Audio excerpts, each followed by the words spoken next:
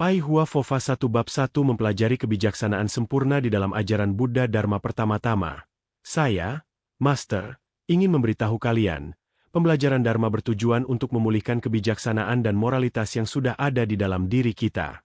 Kalian harus tahu bahwa membina diri dalam Dharma bukanlah hal yang mudah. Kita harus benar-benar membina pikiran dan perilaku diri kita sendiri, harus belajar untuk menghilangkan kebiasaan-kebiasaan buruk yang ada di dalam diri kita. Jangan biarkan kebiasaan buruk ini mengakar di dalam hati dan dunia ini. Harus belajar untuk melawan sifat egois kita, menghilangkan nafsu keinginan pribadi dan pikiran-pikiran yang tidak baik. Harus membenarkan pemahaman, pikiran, pandangan dan sikap kita yang salah terhadap alam semesta dan kehidupan ini. Membina pikiran berarti harus menenangkan dan membersihkan pikiran kita. Memiliki pikiran yang bersih dan tenang lebih penting dari apapun juga. Bila pikiran kita bersih dan tenang, maka segala nafsu keinginan, kemelekatan, pengetahuan sesat, dan pemikiran yang jahat akan hilang dengan sendirinya. Pikiran yang bersih dan tenang akan menumbuhkan kebijaksanaan, juga akan membuat tubuh kita menjadi bersih dan tenang. Apabila tubuh dan pikiran seseorang sudah bersih dan tenang, maka keadaan luar orang tersebut juga akan menjadi bersih dan tenang. Setiap orang itu sama rata. Memahami atas dasar apa kesamarataan ini dibangun sangatlah penting. Tidak ada hal yang benar-benar sama atau adil di dunia ini. Kelihatannya, sangat sulit untuk mencapai kesamarataan bagi setiap orang.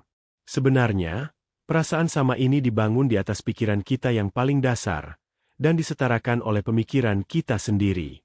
Perasaan adil atau sama ini terbentuk karena sudah disesuaikan dan diperbaiki oleh sisi psikologis kita sendiri, yang membuat kita mampu menggunakan kebijaksanaan untuk mengurai masalah dan hambatan dalam hati kita. Contoh di dalam lingkup luas. Di dalam masyarakat, ada sebagian orang sangat beruntung, ada juga sebagian orang yang hidup merana, sengsara dalam kemiskinan. Contoh di dalam lingkup yang lebih sempit, di dalam satu keluarga, besar kecilnya pengorbanan yang diberikan suami dan istri kepada keluarganya. Semua ini sebenarnya adalah ujian terhadap pandangan adil di dalam pikiran kita. Berbakti kepada orang tua dan hormat kepada guru. Mengapa kedua hal ini selalu disatukan? Ada pepatah Tiongkok yang mengatakan, guru sehari sama dengan ayah seumur hidup. Kalian harus memahami dengan baik makna perkataan ini. Mengapa menyamakan keluarga dengan guru? Sadarilah bahwa seorang master menggunakan segenap pikirannya, mengerahkan segenap jiwa dan pikirannya untuk menjaga kalian, menggunakan aura kekuatannya sendiri untuk mengawasi dan melindungi kalian. Ini adalah hal yang sangat sulit. Ada beberapa hal yang bahkan orang tua kita sendiri pun tidak sanggup untuk menyelesaikannya. Memang orang tua kita mendidik dan membesarkan tubuh jasmani kita, akan tetapi master bisa membimbing kita menapaki jalan kebuddhaan, menyelamatkan jiwa dan kehidupan kita. Banyak orang menderita penyakit rohani, Ling Sing Ping. Mungkin orang tuanya sendiri belum tentu bisa menolongnya, namun master bisa menolongnya, seperti Kuan Yin Pusa yang menolong semua makhluk. Master di sini tidak hanya mengacu pada saya, Jun Hong Lu, tetapi merujuk pada semua Buddha dan Bodhisattva yang telah membimbing kita menuju ke jalan kebenaran. Berbakti adalah suatu bentuk perilaku budi pekerti, dan hanya dengan perilaku yang baik barulah kita bisa mengembalikan jati diri kita yang sebenarnya. Ajaran guru adalah konsep pengajaran dari Sang Buddha, dan untuk menjalaninya harus didasari dengan sifat bakti. Tanpa rasa bakti, maka seseorang tidak akan bisa menerima ajaran yang diberikan oleh sang guru. Oleh karena itu, setiap orang harus berbakti kepada guru dan menghormati ilmu atau ajaran yang diajarkannya. Hanya dengan demikian barulah kita bisa mencapai kesuksesan. Menyamakan pandangan, atau dengan kata lain adalah mencapai kata mufakat. Hubungan antara orang yang satu dengan yang lain harus dijalin dengan perasaan tulus. Jangan memiliki maksud terselubung. Karena hubungan yang terjalin dengan tujuan tertentu akan berubah dan tidak akan kekal. Hanya dengan ketulusan hati, barulah kita bisa menyamakan antara pandangan kita dengan pandangan orang lain. Karena di dalam perasaan tulus ini, tidak ada pemikiran yang tidak baik. Kita harus belajar untuk melepaskan semua pikiran membeda-bedakan dan rasa kemelekatan yang ada di dalam diri kita. Contohnya, hari ini ada dua orang murid yang berselisih paham dalam menyelesaikan satu masalah. Lalu bagaimana solusi untuk menemukan titik tengahnya? Gunakanlah kebijaksanaan Bodhisattva untuk menyelesaikan perbedaan pendapat ini. Karena setiap orang memiliki pandangan yang berbeda, dan memiliki latar belakang yang berbeda pula. Seandainya Anda bisa menguasai cara ini, maka Anda bisa menyelesaikan persengketaan apapun dan kemanapun Anda pergi. Ini adalah kepandaian yang tidak mudah dikuasai. Sebenarnya, sama dengan mencapai kesepakatan. Sewaktu Anda menghadapi masalah, dengan adanya sudut pandang yang sama, barulah bisa menyelesaikan masalah secara damai. Di sini perlu ditekankan bahwa penyelesaian tidak berarti meminta kalian untuk menekan diri Anda sendiri. Jangan belajar untuk menahan amarah, akan tetapi belajarlah untuk menguraikannya. Mengurai adalah tahap yang tertinggi. Dia tidak sama dengan menahan diri. Dalam bahasa Mandarin, karakter huruf Ren yang berarti tahan, yang menekankan bahwa dalam menghadapi segala sesuatu hal harus bisa menahan diri atau bersabar. Padahal, bersabar hanya bersifat sementara. Oleh sebab itu, kesabaran bukanlah tingkat kesadaran yang tertinggi. Kalian pasti pernah menonton film Ninja Turtles atau Kura-Kura Ninja. Dia menahan emosi dirinya, sampai pada saat terakhir dia meletakkan pisau di dadanya, yang pada suatu hari nanti, dia pasti akan menggunakan pisau itu untuk menghancurkan hatinya sendiri. Sewaktu muncul perbedaan pendapat di antara kalian, harus bisa diselesaikan secara baik-baik.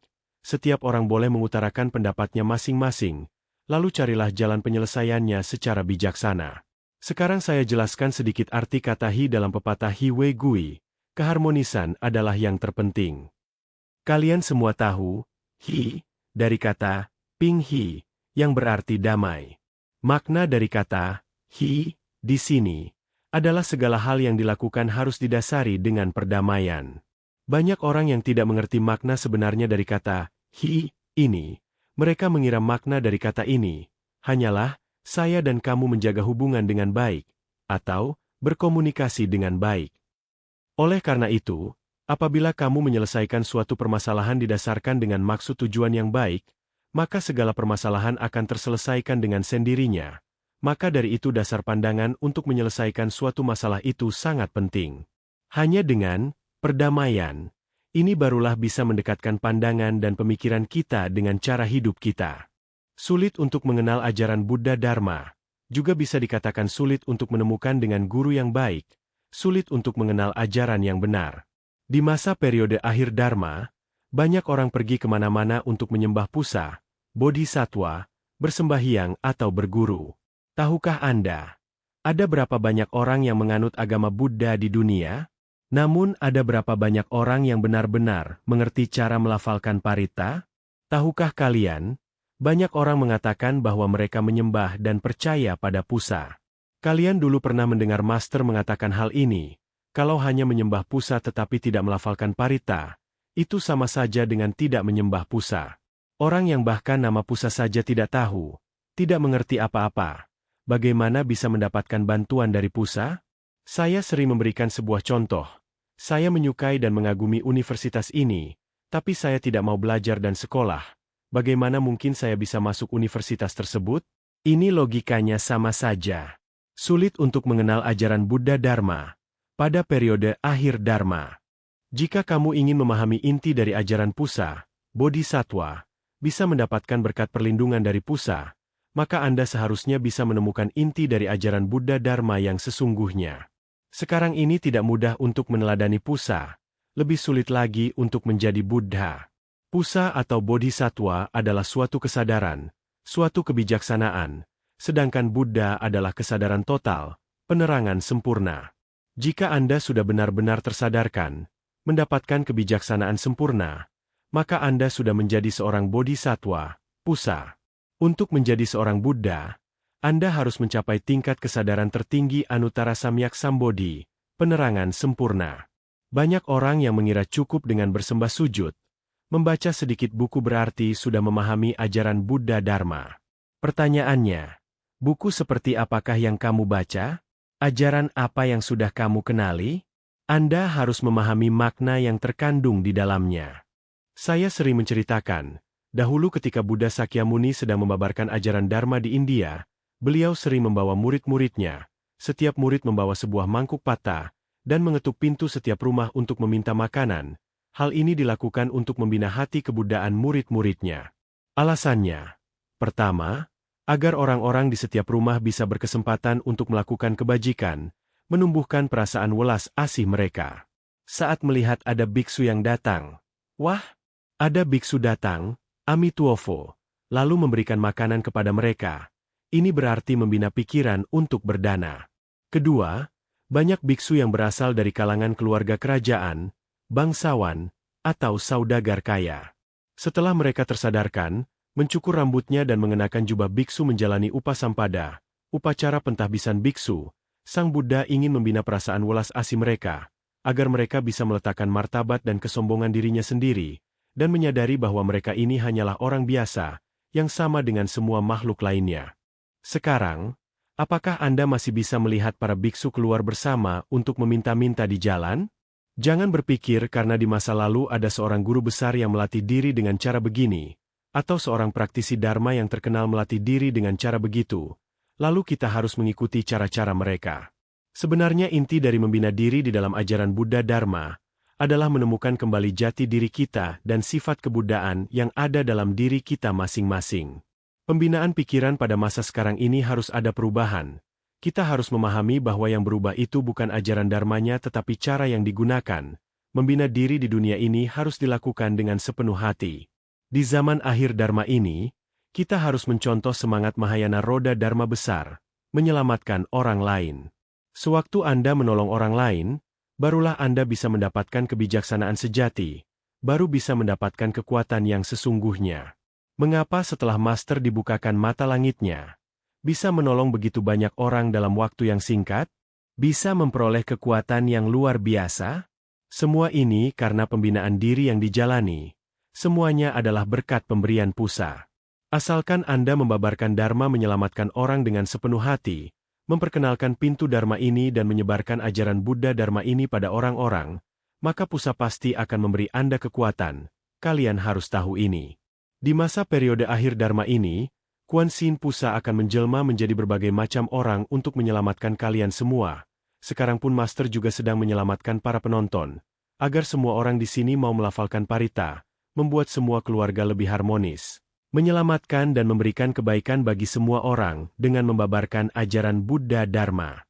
Kesadaran atau penerangan sempurna Anuttara Samyak Sambodhi adalah Buddha dan Bodhisattva, Pusa. Master sekarang mengajari kalian pintu Dharma ini, adalah untuk mempelajari bagaimana mencapai kesadaran total, yang diwariskan dari Sang Buddha, sebagai tingkat pelatihan tertinggi. Kuan Yin Pusa sering berbicara pada saya dan mengajari saya bagaimana cara menolong orang-orang melalui radio. Kalian tahu bahwa sekarang banyak aliran yang menyebarkan ajarannya secara diam-diam. Sekarang saya ingin membuka kebijaksanaan kalian, sehingga kalian tahu bagaimana cara Pusa menyelamatkan orang-orang di dunia ini. Contohnya, ada sebuah pulau dilanda banjir, pesawat berdatangan, kapal induk juga datang. Apakah mereka hanya menyelamatkan beberapa orang saja? Atau menyelamatkan semua orang? Akan tetapi, selama proses penyelamatan yang berlangsung, ada banyak masalah yang akan bermunculan. Misalnya akan ada beberapa orang tua dan orang-orang sakit, yang sewaktu menaiki kapal induk tidak hati-hati jatuh ke air. Dan mungkin ada beberapa pasien yang tiba-tiba terkena serangan jantung, dan lain-lain. Mereka semua termasuk dalam kelompok orang-orang yang menyedihkan, yang tidak berjodoh, sama seperti orang-orang yang tidak mengenal ajaran Buddha Dharma. Bila ingin benar-benar menyelamatkan orang lain, maka harus disesuaikan dengan kebutuhan orang tersebut. Bila ingin menyelamatkan orang lain harus menggunakan pengetahuan, pandangan, dan pembinaan dalam ajaran Buddha Dharma. Coba kalian lihat. Apakah para guru dan biksu besar lainnya, bukankah mereka juga sedang menyelamatkan orang? Mereka sedang menyelamatkan banyak orang secara terang-terangan. Oleh sebab itulah, kalian harus ingat apa itu Cheng? Huruf Cheng terbentuk dari perpaduan dari energi Yin dan yang serta kelima unsur elemen.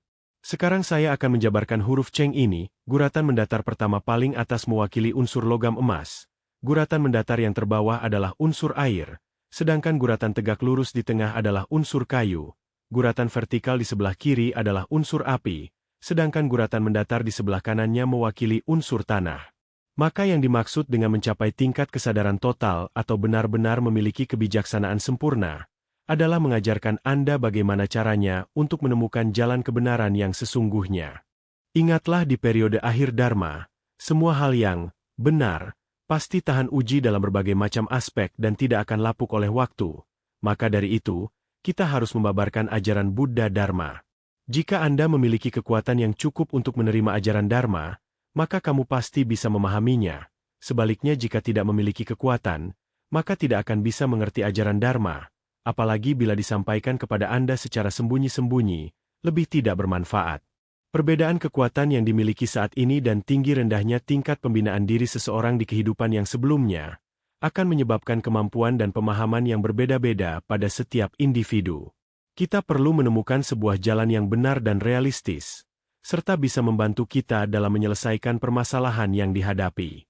Bila saat sekarang ini, masih ada orang tidak bersedia dilindungi dan diselamatkan oleh Pusa, masih tidak mau berusaha untuk memperbaiki nasibnya sendiri, maka kita hanya bisa mengatakan, orang ini adalah orang patut dikasihani. Memiliki kebijaksanaan sempurna, berarti tidak memiliki keraguan dan bisa memahami dengan jelas kebenaran tentang segala hal di alam semesta ini. Singkatnya, jika kita bisa berpikir dan mengamati dengan tenang, kemudian bisa menyelesaikan masalah dengan sempurna, itu berarti Anda sudah memiliki kebijaksanaan sempurna yang sesungguhnya. Jika tingkat kebijaksanaan Anda kurang sempurna, maka persentase keberhasilan Anda hanya ada setengah. Namun bila Anda sudah memiliki kebijaksanaan yang sempurna, maka segala hal yang Anda lakukan pasti akan berhasil. Ingatlah, baik terhadap anak-anak, maupun terhadap orang yang lebih tua, kalau Anda berbakti pada orang tua, menghormati yang lebih tua dan mengasihi yang lebih muda, maka anak Anda juga nantinya akan berbakti kepada Anda. Ini namanya balasan karma. Atau disebut juga dengan buah karma di dunia. Ada banyak orang beranggapan pembalasan karma hanya akan diterima setelah seseorang meninggal. Namun sebenarnya pembalasan karma sudah mulai berbuah ketika kita masih hidup. Inilah yang dinamakan karma langsung. Coba kalian lihat orang-orang yang berbaring dan mengemis makanan di pinggir jalan. Tubuhnya sangat kotor. Bukankah itu karma langsung? Bukankah ini yang dinamakan pembalasan karma? Kalian harus tahu sekarang bahwa pembalasan dari karma langsung ini sangatlah cepat.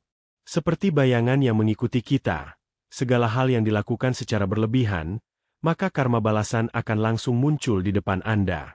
Bila perbuatan buruk yang dilakukan masih di dalam batas kewajaran, maka karma buruk baru akan dituai pada reinkarnasi berikutnya. Namun apabila perbuatan buruk yang dilakukan sudah melampaui batas, maka balasannya akan segera diterima.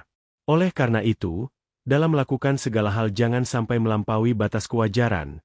Kalau tidak pasti akan tertimpa malapetaka. Ada sebagian orang yang membina pikiran, hatinya sangat tulus. Mereka juga memiliki hati nurani sangat baik. Mereka pergi ke kuil-kuil manapun untuk memberikan penghormatan kepada Pusa, Bodhisatwa. Jika di dalam kehidupan ini, orang itu tidak bisa bertemu dengan seorang guru yang baik, tidak bisa menentukan tujuan, maka dia hanya bisa dikatakan sebagai penganut Buddhis orang yang beragama Buddha. Contohnya, setiap hari Anda sembahyang pada Kuan Yin Pusa, tetapi Anda tidak memahami dengan jelas siapa itu Kuan Yin Pusa, maka bagaimana Anda bisa meneladani kebijaksanaan dari Kuan Yin Pusa? Bagaimana Anda dapat menyambungkan aura sendiri dengan Pusa untuk meningkatkan pembinaan diri Anda? Sedangkan Anda sendiri masih tidak mengerti mengapa Anda tetap hidup menderita di dunia ini. Banyak orang yang baru datang menyembah dan meminta perlindungan dari Sang Buddha setelah bencana datang menghampiri. Jika kita tidak menemukan guru yang baik dan memiliki tujuan hidup yang benar, bagaimana mungkin kita bisa menyelesaikan masalah yang dihadapi di dunia ini? Melatih atau membina diri harus dijalankan dengan mengumpulkan pahala sekaligus meningkatkan kebijaksanaan. Melakukan kebajikan atau perbuatan baik sama dengan mengumpulkan pahala, sedangkan kebijaksanaan yang dimaksud di sini adalah kecerdasan spiritual. Memang tidak mudah bagi orang biasa untuk meningkatkan aspek ini. Ini hal yang terpenting. Jika kita memiliki kebijaksanaan maka kita bisa menyelesaikan segala masalah. Untuk membuka kebijaksanaan hati kita hanya bisa diperoleh dengan cara melafalkan parita dan melakukan kebajikan. Hanya dengan menjalankan sila barulah seseorang bisa memiliki ketenangan pikiran. Setelah itu barulah terbuka pikirannya dan mendapatkan kebijaksanaan. Oleh karena itu kita harus tenang baik secara fisik maupun mental. Maka dikatakan, seseorang yang berpegang pada sila akan memiliki ketenangan pikiran. Dengan ketenangan pikiran maka kebijaksanaan akan muncul. 5 sila dalam agama Buddha adalah, jangan membunuh, jangan mencuri, jangan berbuat asusila, jangan berkata-kata tidak benar, jangan minum minuman keras. Jangan Anda kira bahwa kelima sila ini hanya perlu ditaati oleh para praktisi Buddhis. Sebenarnya orang awam pun tidak boleh membunuh sembarangan, melakukan perbuatan tidak senonoh, mencuri atau merampok, dan sebagainya. Saya harap kalian bisa memahami dengan baik sila-sila tersebut. Mengapa Sang Buddha tidak menganjurkan kita untuk minum minuman keras? Karena minum minuman keras, minuman beralkohol membawa pengaruh buruk pada manusia, karena bisa membuat orang kehilangan akal sehat, menumpulkan kesadaran seseorang, dan melumpuhkan semangat orang tersebut. Banyak instansi pemerintah yang memasang peringatan. Kecelakaan yang disebabkan karena minum minuman keras mabuk adalah tindakan kriminal. Ini membuktikan bahwa ajaran Buddha Dharma adalah ajaran yang benar. Mengapa ajaran Dharma bisa diterima dan dipahami oleh banyak orang? Karena kebenaran yang terkandung di dalam ajaran ini membuatnya dihormati dan dilindungi halayak luas. Terbebas dari ketersesatan dan tersadarkan. Apa saja ketersesatan di sini? Ketenaran, keuntungan, minuman keras, penampilan luar, uang dan harta benda material, amarah, ketamakan, keserakahan, kebencian, kebodohan. Jika seseorang serakah atau tamak, maka dia tidak akan pernah merasa puas, dan pada akhirnya dia terlahir ke alam peta hantu kelaparan setelah meninggal. Keserakahan dalam cinta adalah sumber dari segala kejahatan. Bila tidak bisa mendapatkan apa yang diinginkan, maka akan lahir perasaan benci, muncullah kerisauan, dan pada akhirnya dia akan jatuh ke alam neraka. Jika seseorang yang bodoh hanya tahu mencari uang atau mencelakakan orang lain, tanpa pernah mau membantu orang lain, maka pada reinkarnasi berikutnya dia akan terlahir sebagai binatang. Binatang melekat pada rupa atau wujudnya sendiri. Oleh karena itulah dia akan terus berinkarnasi di dalam alam binatang. Bodoh berarti tidak memiliki kebijaksanaan. Yang saya ajarkan kepada kalian adalah ajaran yang benar, jalan yang benar, kepercayaan yang benar, pikiran yang benar, dan waktu yang benar, agar kalian bisa terlepas dari kemelekatan dan tersadarkan, bebas dari penderitaan, dan menemukan kebahagiaan. Kata-kata dari lubuk hati saya yang terdalam sebagai murid, guru yang baik sulit untuk ditemukan. Saat ini kita bisa mengenal Master Jun Honglu adalah pahala terbesar kita di kehidupan ini, dan juga buah karma baik dari beberapa kehidupan sebelumnya yang sudah matang. Ini adalah suatu jodoh yang amat langka. Kita harus menghargai jodoh ini baik-baik, dengan membina atau melatih diri secara sungguh-sungguh, mencontoh sifat welas asih Master yang luar biasa besarnya, menghapus kerisauan dalam hati kita, bertekad untuk menjadi Buddha, terbebas dari segala ketidaktahuan, mendapatkan tubuh Dharma, bersama Master membabarkan ajaran Buddha Dharma, menyelamatkan semua makhluk, agar setiap manusia bisa bersukacita dalam Dharma, dan bisa mendapatkan keberhasilan yang sesungguhnya, memperoleh jasa kebajikan yang sempurna.